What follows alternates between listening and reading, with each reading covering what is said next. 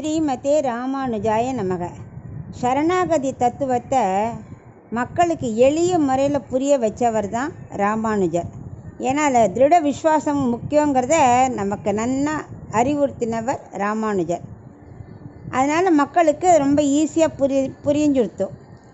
அந்த முறையை பயன்படுத்தி திருக்குறள் பெண் பிள்ளை அவர் சரணடைஞ்சு ஒவ்வொரு வாக்கியமாக சொல்கிறார். அதில் இன்றைக்கி நம்ம பார்க்க போகிறது 55வது வாக்கியம். இருக்கையும் விட்டேனோ திரௌபதியை போலே. திரௌபதி ரொம்ப சரணாகதிக்கு ரொம்ப விசேஷமான வார்த்தை. ஏன்னா திரௌபதியோட சரணாகதி ரொம்ப விசேஷம்.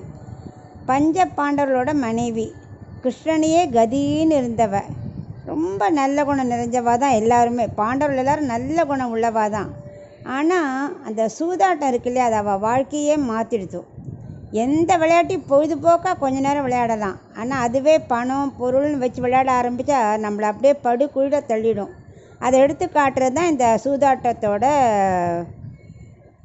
தன்மை. அது இவர் என்ன பண்ணார், தர்ம ராஜ்யம், தம்பிகள், மனைவி எல்லாரையும் வச்சுட்டார் அடிமையாக. திரௌபதியை வச்சு சூதாட அதுவும் தோற்று போயிடணுன்னே துரியோதனன் என்ன பண்ணுறான், வெறி வந்துடுது அவனுக்கு. காம வெறின்னு சொல்லலாம். அவன் சபையில் அனைவர் முன்னாலேயும் அவளை கொண்டு வந்து அவமானப்படுத்தணும் முடிவு பண்ணிட்டான். அந்த குரூர புத்தி அவனுக்கு எப்படி வந்தது? இத்தனைக்கும் திரௌபதி இன்னொரு சகோதரனோட மனைவி தானே, இவாள சித்தப்பா பெரியப்பா பசங்க தானே. அதனால் அப்படி இருக்கும்போது ஒரு மன்னி ஸ்தானத்தில் இருக்கிறவளை இது மாதிரி அவமானப்படுத்தணும்னு ஏன் புத்தி வந்தது அப்படின்னா அதுக்கு ஒரு காரணம் இருக்குது. திரௌபதியை பழி வாங்கணும்னு நினச்சான்.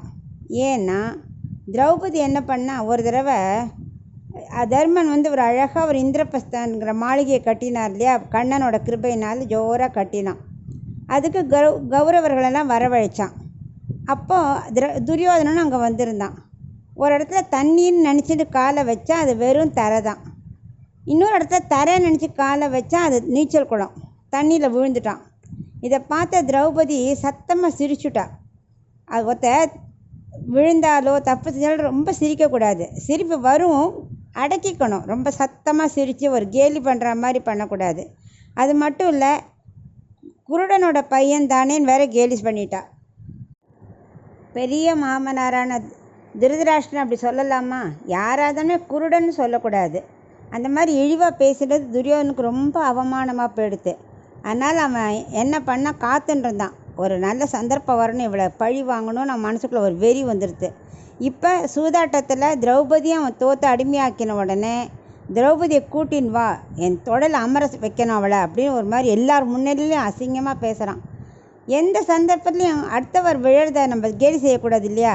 அது அவனுக்கு வாஸ்தவம் தான், அவனுக்கு கோபம் வரத்தான் செய்யும். ஆனாலும் ஒரு பெண்ணை இது மாதிரி அவமானப்படுத்தக்கூடாது. உடனே வேலைக்காரன் போய் திரௌபதியை கூப்பிட்றான். அப்போ திரௌபதி கேட்குறா, என்னை வைத்து பின் தன்னை இழந்தாரா, இல்லை தன்னை வைத்து பின் என்னை இழந்தாரா, போய் கேட்டுன்னு வா அப்படிங்கிறா. யாரை முதல்ல வச்சு சூதாடினான்னு முதல்ல தெரிஞ்சுட்டு வான்னு வேலைக்காரனை அனுப்புகிறா. அதுக்கு பதில் சொல்ல துரியோதனெலாம் தயாராக இல்லை. அதெல்லாம் முடியாது, அவளை இழுத்துன்னு வா முதல்லங்கிறதுலே இருக்கான். உடனே தம்பி துச்சாதனனை அனுப்புகிறான். அவன் போய் கூப்பிட்றான், வரல. ஏன்னா அவள் அப்போ வீட்டு விளக்கா வேறு இருக்கா, மாதவிடாய் டைம். ஸோ எல்லோரும் முன்னாடி வரக்கூடாது. அதனால் சொல்கிறா, இல்லை இந்த டயத்தில் நான் வெளில வரக்கூடாது, அங்கே ராஜ்யசபையில் எல்லோரும் இருக்கா, ராஜ்யசபையில் நான் வரக்கூடாதுங்கிறா. அதெல்லாம் துச்சாதனன் காதிலே வாங்கிக்கல. பழி வாங்குகிற எண்ணங்கிற வெறி தான் அவள்கிட்ட ஒரு உச்சத்தில் இருக்குது. இவன் வர மறுத்த உடனே அவளுடைய கூந்தலை பிடிச்சி இழுத்துட்டு சபையில் நிறுத்துகிறான். என்ன ஒரு கொடுமை! என்ன தான் குரூர புத்தி இருந்தாலும் இப்படி ஒரு பெண்ணை கொடுமைப்படுத்தலாமா? அது அத்தனைக்கு காரணம் என்ன? தர்மபுத்திரோட சூதாட்ட வெறி இந்த நிலைமைக்கு அவளை கொண்டு நிறுத்தும். சபையில் நிறுத்தின உடனே அவள் திருதராஷ்டிரன், பீஷ்மர், துரோணர், அது மாதிரி எல்லோரும் பெரிய பெரிய ஆட்கள்லாம் இருக்கா. பிதாமகராஜ பீஷ்மர் எல்லார்ட்டையும் சொல்கிறா, தன் நியாயத்துக்கு பதில் சொல்லுங்கோ, நான் இப்போ இது மாதிரி இருக்கேனே, இந்த தலைக்குடிவாக இருக்கேனே, இது நியாயமா அப்படிங்கிறா. கதறா. யாரும் அவளுக்கு பதிலே சொல்லலை. இத்தனை கேள்வி கேட்குறது எல்லோரும் தலையை குனிஞ்சுன்னு இருக்கா. தர்மத்தை எவ்வளவோ எடுத்து சொல்கிறா. பிதாமகரோ ஆச்சாரியரோ ராஜா திருதராஷ்டிரனோ யாரும் இவ பக்கம் ஒரு வார்த்தை பேசலை. துரியோதன தம்பியில் ஒத்த மட்டும் நியாயமாக பேசுகிறவன், அவன் பேர் விகர்ணன். அவனும் விதுரனும் மட்டும்தான் திரௌபதிக்காக பரிஞ்சு பேச வந்தான். ஆனால் எவ்வளோ சொல்லியும் யாரும் அதுக்கு துரியோதனெலாம் கேட்குற மனநிலையிலே இல்லை. விதுரன் அவன் தர்மாத்மா, அவன் நீதி மட்டும்தான் சொல்லுவான். ஆனால் அது எங்கேயும் எடுபடலை.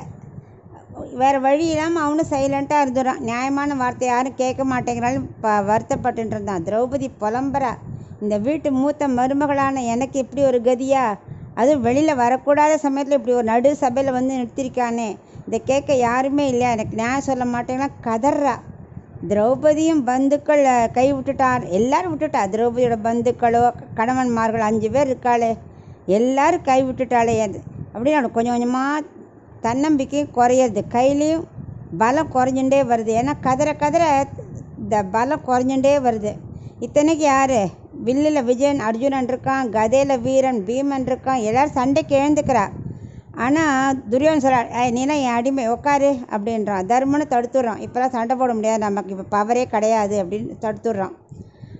வேறு வழி இல்லாமல் அவள் இப்படி உட்காந்துடுறா. உடனே அவன் கட்டளையிடுறான், என்ன பேசுகிறத கேட்டுட்டே இருக்க, போய் புடவை உருவே அப்படின்னு கத்துறான் குரூர புத்தியான துரியோதனன். அப்படி வெறி தலைக்கு ஏறி கிடக்கு. உடனே இவன் என்ன பண்ணுறான், அபல பெண்ணாச்சு, இவன் என்ன செய்வா பாவம். அவள் கேட்குறா, ஏன் உனக்குலாம் தாயா சகோதரி பெண்ணெல்லாம் இல்லையா, இப்படி நடுசபையில் ஒரு பெண்ணை அப்படி இழிவுபடுத்தலாமா, அதுவும் மூத்த மருமகன், இங்கே அம்மாவுக்கு சமமான நான் இருக்கேன், அதுவும் இந்த மாதிரி வீடு விளக்கு மாதவிடாய் சமயத்தோடி பண்ணலாமா, என்னெல்லாமோ கத்துறா. அவன் காதில் ஏறவே இல்லை. போகிறான், மடன்னு புடவை உருவ ஆரம்பிக்கிறான். பார்த்து துரியோதனன், கர்ணன், சகுனி எல்லாரும் சிரிக்கிறா. அந்த அவளோட நிலைமையை பார்த்து கொஞ்சம் கூட ஈவிரக்கமே இல்லாமல் அவளுடைய கையில் பலமே படுத்து புடவையை பிடிச்சின்னு இருக்கா. அந்த கை கொஞ்சம் கொஞ்சமாக நழுவுறது, பலம் போயிடுத்து, தன்னம்பிக்கை குறைஞ்சி போச்சு, தன்னை காப்பாற்ற யாருமே இல்லையேன்னு தவிக்கிறா. தர்மம் நியாயம் சாஸ்திரம் முறை எத்தனை முறையிட்டும் தோற்றுப்போ, எல்லாம் தோற்று போயிடுத்தே, இங்கே தர்மமே இல்லையா அப்படின்லாம் கதறா. என்னை காப்பாற்ற யாருமே இல்லையான்னு கதறும்போது கடைசியில் அவள் ஹிருதயத்தில் கண்ணன் இருக்கிறது ஞாபகம் வருது. யார் கைவிட்டாலும் என் கண்ணன் கைவிட மாட்டான் அப்படிங்கிற நம்பிக்கை இப்போ தான் அவளுக்கு வருது. உடனே கண்ணனை கூப்பிடுறா, கோவிந்தா புண்டரீகாக்ஷா ரக்ஷமாம் சரணாகதம் என்று கண்ணை மூடிண்டு கையை மேலே உயர்த்தி கத்துறா. கையை விட்டுட்டா, அவ்வளோதான். இனிமேல் புடவை பிடிக்கல. 2 கையும் விட்டேனோ திரௌபதியை போலேயும்ல 2 கையும் விட்டாச்சு. மேலே தூக்கினா. ஒரு சுற்று தான் பாக்கி இருக்கு. எல்லாரும் காத்துட்டுருக்கா என்ன நடக்குமோன்னு. இவாள் மற்றவாளாக தலை குனிஞ்சுட்டுருக்கா. இந்த 5 பேரும் அப்படியே வெறியாக உட்காந்துட்டுருக்கா. அவள் துவாரகவாசா புண்டரீகாக்ஷா உன்னை நம்பி தான் இருக்கேன், நீயே எனக்கு கதி அப்படின்னு அவள் சொல்கிறா. இதைத்தான் இந்த திரௌபதி திருக்கோளூர் பெண்படி சொல்கிறா. திரௌபதி மாதிரி இருக்கையும் விட்டேனோ அப்படின்னு அந்த பொண்ணு சொல்கிறா. அதனால் நம்மளால் முடியுங்கிற எண்ணம் இருக்கிற வரைக்கும் கண்ணன் வரமாட்டான். நம்ம முயற்சியெல்லாம், ஆனால் முயற்சி பண்ணணும், கடைசி வரைக்கும் முயற்சி பண்ணணும். இனி வேறு வழி இல்லை, கண்ணா நீ தான் கதின்னு 2 கையும் விட்டுட்டு கூப்பி சரணடைஞ்சா கண்ணன் கண்டிப்பாக காப்பாற்றுவான். இதுதான் டோட்டல் சரணாகதி. இப்படி 2 கையும் தூக்கி மேலே கோவிந்தான்னு கூப்பிட்டாளா. துரியோதனன் எப்படா புடவை நழுவுன்னு பைத்தியம் காத்துன்னு இருக்கான். கண்ணன் துவாரக்கையிலேருந்து புடவை சுரந்தானே, பூரண நம்பிக்கை இருந்தால் விடுவார் அவர். இவ சொல்கிறா, இது என் சரீரம் இல்லை கண்ணா, இது உன்னோடது, நான் என் சொத்து இல்லை, இது உன்னோட சொத்து, இந்த அவமானம் எனக்கு ஏற்படுறதில்லை, அது உனக்காக்கும், நீ தான் பார்த்துக்கணும்னு அப்படியே மகா விஸ்வாசத்தோட புண்டரீகாக்ஷனை கூப்பிடுறா. உடனே புடவை மடன் வந்துட்டே இருக்கு. துஷாதன் இழுக்க புடவை வந்துட்டே இருக்கு. அவன் கை இப்போ இத்து போயிடுத்து. கையை விட்ட உடனே கண்ணன் எப்படி காப்பாற்றினான். இப்போ துவாரக்கையில் இருக்கான் கண்ணன், எங்கேருந்து எங்கே காப்பாற்றுறார். துரியோதனாதிகள் பஞ்சபாண்டவர்கள் பிதாம்பர் எல்லாருக்கும் ஒரே ஆச்சரியம். இப்போ தான் எல்லோரும் மெல்ல தலையை தூக்கி பார்க்குறா. அவர் தான் அச்சுதன் ஆச்சே. அச்சுதன் என்ன விடவே மாட்டார், நம்ம யாரையும் நழுவ விடாதவர்னு அர்த்தம். அப்படிப்பட்டவர் ஆச்சே கண்ணன். அதான் திருக்கோளூர் பெண்படி சொல்கிறா, திரௌபதி மாதிரி இருக்கையும் விட்டேனோ அப்படிங்கிறா. அந்த கோவிந்தாங்கிற நாமம் எவ்வளோ பவர், அதை நீ காப்பாற்றணும்னு எவ்வளோ விஸ்வாசத்தோடு கூப்பிட்டாவ. அந்த மாதிரி நான் இல்லையே, என் கஷ்டத்தை போய் பெரிய கஷ்டம்னு நினச்சேண்டு வைத்தமானி பெருமாளை விட்டுட்டு போகணுன்ட்டு இருந்தேனே, அந்த திருட விஸ்வாசத்தோடு நான் இருக்க வேண்டாமா, நான் ஒன்றும் தெரியாத அறிவிலியாக இருந்துட்டேனேன்னு அவள் கதறா. இந்த ஊர் போகிறதுலையே இருக்கேனே அப்படிங்கிற அவள். அப்புறம் அவள் ஆக்சுவலாக துவாரகாவில் பகவான் சத்யபாமாவோட சொக்கட்டான் ஆடின்னு இருக்கார்.